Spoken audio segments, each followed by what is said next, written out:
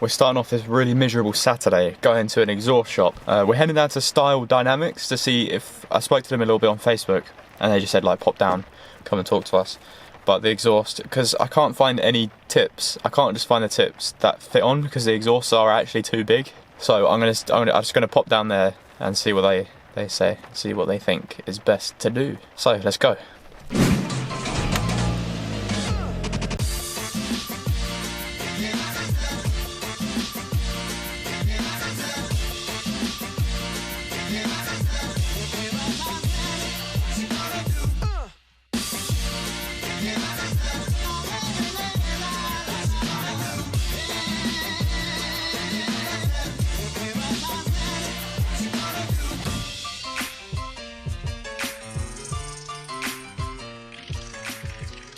Right, so we just got there, just spoke to one of the guys there. He said, because basically all I wanted to do is bring the tips out. Well, first of all, I was asking if that's actually possible. And he was like, yeah, that's fine.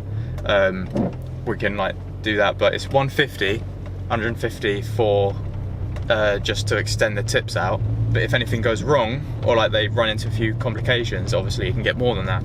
But now I'm thinking, how much would just a new back box be? I should have asked him actually, but I'll message him on Facebook, but how much would a new back box be?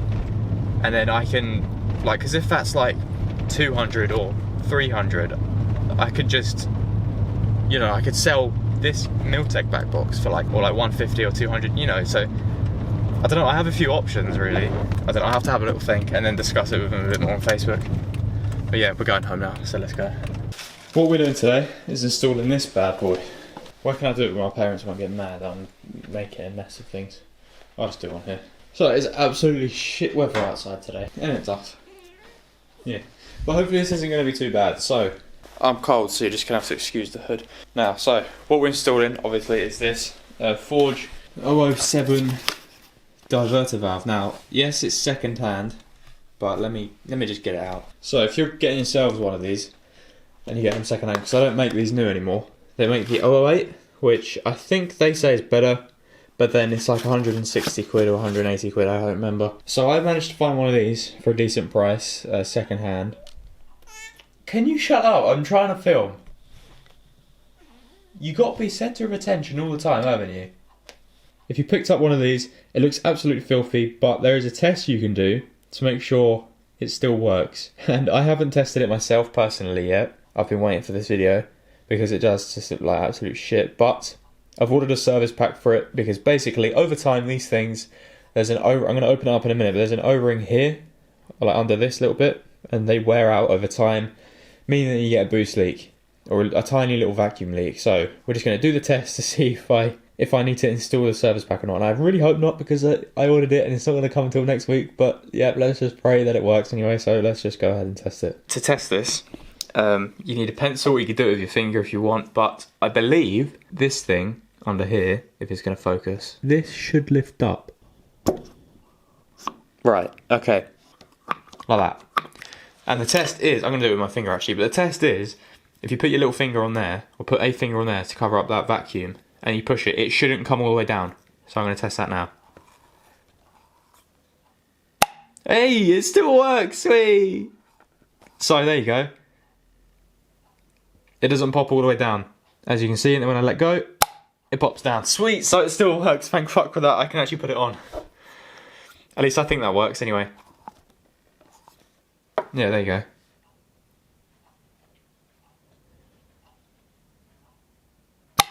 I'm happy, let's go put it on. Actually no, let's give it a clean first. But if you open it up, now this is a bit filthy. I'm not actually going to change any of this. I'm not going to clean the outside until my service pack comes, because I'm going to replace. So the O-rings are in there. You can't actually see because it's so dark, but the O-rings are there. And I guess they're the bits which hold it all together. So you got to make sure they're in properly. And it's honestly absolutely filthy, but that's just grease. So I'm just going to leave that in there. I get the service pack where I can then service it and do it myself. And then this is the green spring, because it goes from green, yellow, blue. Green is for like stock map, yellow is for stage 1 or 2, and blue is for like big turbo. So anyway, let's put this back together and then we're going to give it a clean.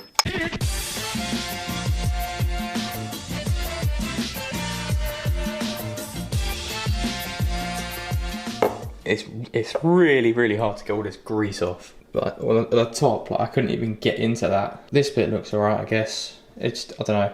It's just me trying to be, I just want it to be neat and clean. It's not going to stop it from working, so let's go fit it. Here's the result of the spoiler, by the way. I don't know if anyone saw it on Instagram, but I've been posting it on Instagram. It's pretty good.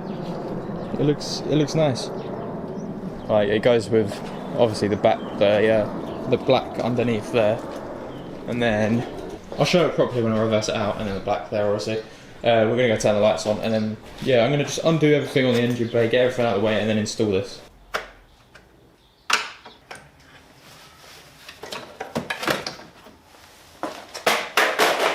Alright, so the first thing that you got to do, there's the actual, whatever the fuck they call it, diverter valve.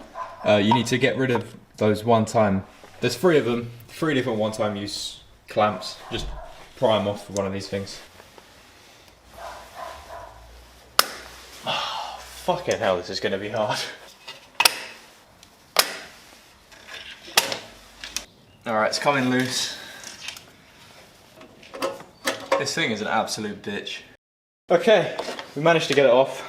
Those fucking clamps are an absolute bitch, but this is the old one, and as you can just feel it. It feels flimsy. It's just made of plastic. I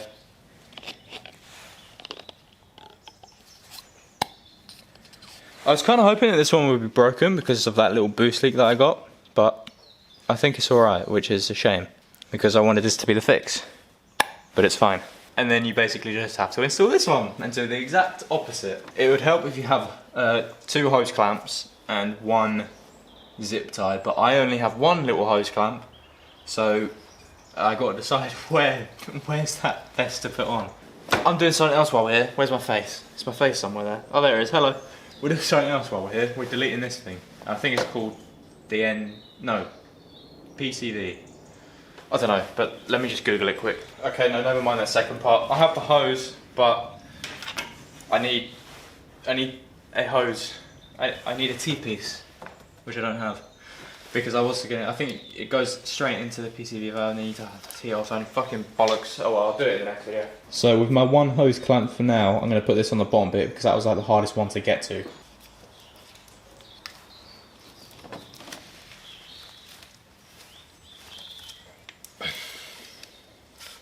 Alright, that one's on. Last one.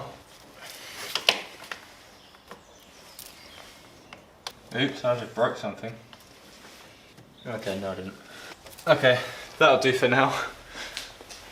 As I said, the next mod is, well, I'll explain in a sec. It's not the neatest because I'm honestly not that fussed about it at the moment because I'm not going to be showing it off. I mean, that is not worthy of showing anything off. You got a ram air filter, forged diverter valve, and a bit of red hose, which is absolutely brilliant. I don't actually think this is going to make a different sound, but I'm going to explain it to you guys. And all you dads out there watching who don't understand, i.e. my dad, who doesn't understand how this works or why or what the hell even a dump valve / diverter valve is, let me explain. The air obviously comes in here, that's the air filter, goes into the turbo inlet pipe, which is this. But yeah, so that is a common replacement as well for a stronger one.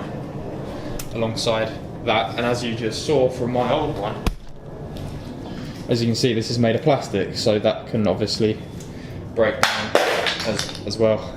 Yeah, air goes in here to the turbo inlet pipe, which then goes, I'm guessing, into the turbo, and then this comes back up, because this is a I was pointing on the right thing, wouldn't it? Because this is a recirc valve, basically air goes into the turbo, and then when the turbo lets go, you can hear that tsh, which is then it recirculating. I think it's through that, or it might even be through this one, I don't even know, but it goes back through, and yeah, this is the thing which basically holds the boost. So it springs down, lets all the boost in, and then pings back. So that's my learning 101 with BWTV. We're just going to listen to it. I don't think it will sound any different, but it's worth a shot, so let's just have a listen. She's also going to tell us if I've installed it correctly. Oh god. What just happened? I'm not entirely sure what happened there. I don't think I changed anything else. I'm not sure. Maybe that's just the car being a fucking spaz. I'm not sure. What the fuck?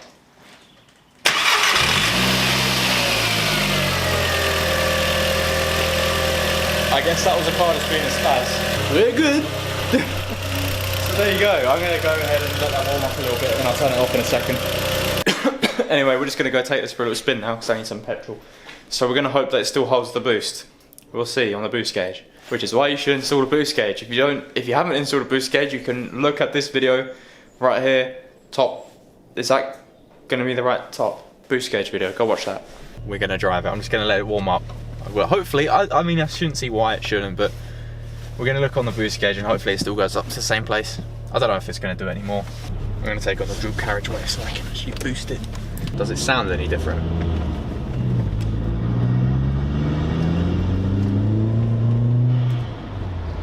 Not really. I mean, actually, it's a bit louder, you know? It does sound different. It's not very noticeable, but it's definitely louder. Just a slightly bit. It has like a slightly deeper.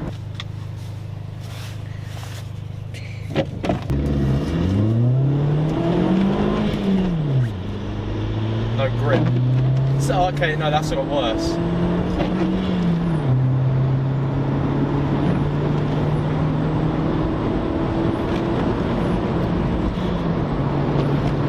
Anyway, it's all good, it's all working. So yeah, thanks for watching, guys. Like, subscribe. Peace.